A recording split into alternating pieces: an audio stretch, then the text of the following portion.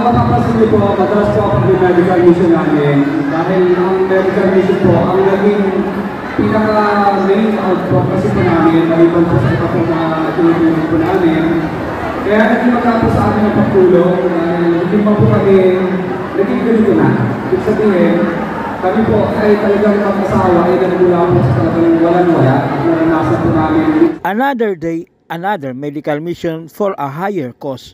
Ito ang naging tema ng medical mission na isinagawa sa Barangay Buting, Pasig City para sa tuloy-tuloy na community service. Bukod sa standard na mga libreng gamot at iba pang serbisyo, masaya ring namahagi sina Kuya Corley at Ate Sara ng mga assistive device para sa mga PWDs at mga lolo't lola.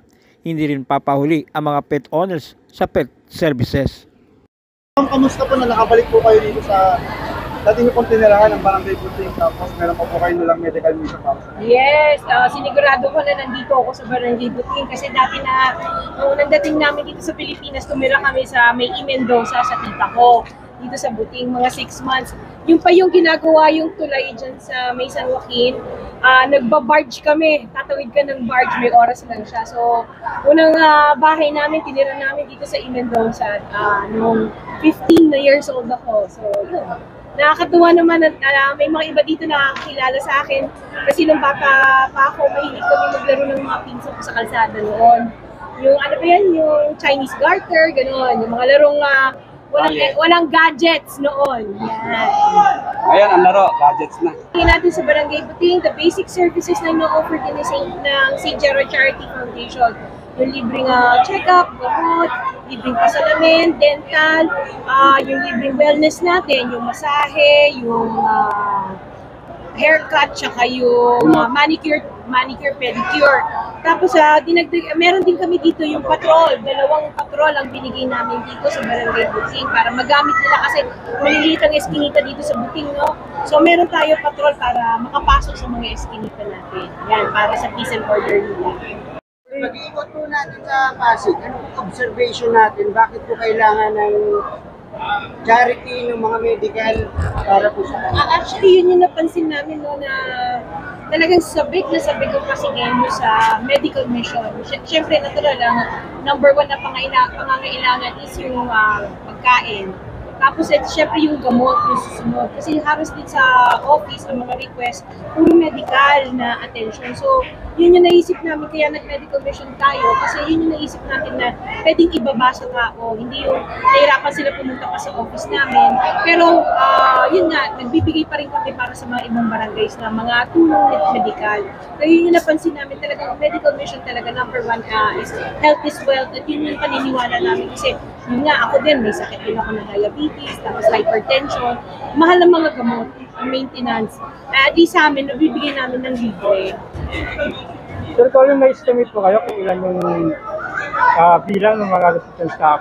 Dito, parang halos kapareho din sa siguro ng Santa Lucia. Ang Santa Lucia, umabot kasi ng 1,700 plus yung nabigyan natin ng tulong. Dito po, baka nalalapit din doon ang bilang. Hindi lang halata kasi parang hiwalay-hiwalay, malaki yung area nila eh. Hindi lang halata dito kasi malawak ang lugar niya. Ano pong feeling na nakakatulong kayo? Sobrang nakakatuwa din na nakakatulong. Ang gaan sa loob, yung nakakatulog ka na, ang isip mo is parang accomplished. Parang ano yung FB lang, feeling accomplished. Medyo, yun, feeling accomplished ka at the end of the day na may natulungan kang tao, may napasaya kang tao sa serbisyo binibigay natin. Actually, meron kaming bago, sorry, I forgot to mention. Noon ko pang gustong ipasok na programa sa mga medical missions namin. So ngayon lang siya talaga natupad. I think yesterday din yata, no? Yung, syempre kami bilang negosyante, gusto namin kumita. No? So, imbis na ibang tao ang nagkikater or ibang lugar, taga-ibang lugar yung nagkikater for the food, ginawa namin kung saan bababa ang medical mission, yun ang kukunin namin na serbisyo taga doon by recommendation ng barangay captain. Para kahit papano yung mga small businesses, yung mga karinderya dyan, kumita rin siya, magkaroon ng income. Yung pagbaba namin doon para magbigay ng medical mission, ay hindi lang kami nakapag-medical, nakatulong pa kami sa mga maliliit na negosyante na binilad namin ng pagkain na siyang ipapakain nila dun sa lahat ng mga umattend po ng medical mission. Yes. Sana yung ginagawa namin, huwag lagyan ng kulay. At ito, yung ginagawa namin is para sa mga kabataan, para sa tao. Kung ano man yung services ang binibigay namin, para sa tao yun. Hindi para pang sarili namin or personal namin na interest. Ang amin, makatulong kami, makapagbigay saya. Kasi ganyan kami, kahit sa St. Gerard office namin, masasaya ang mga empleyado namin kasi gusto kong masaya ang taong pumapasok sa office.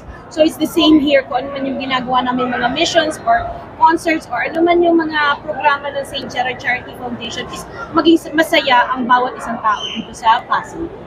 Sa Ryan, Sir Curly, maraming salamat sa tulong na binigay niyo sa barangay namin. Alam namin, lahat ng barangay binibigay niyo niya dahil bukal sa puso niyo ng tumulong. Sana po marami pa kayo natulungan. Ang gantong medical mission. Correct. Kaya talagang nagpapasalamat din tayo sa Barangay Buting Barangay Council sa pangunguna ni Sir G. Servillion, Barangay Captain, at ang kanyang mga kagawad sa papapaunlak sa adhikain ng ating mahal na Ate Sara at ni Kuya Curly sa pamamagitan ng free medical mission. Okay.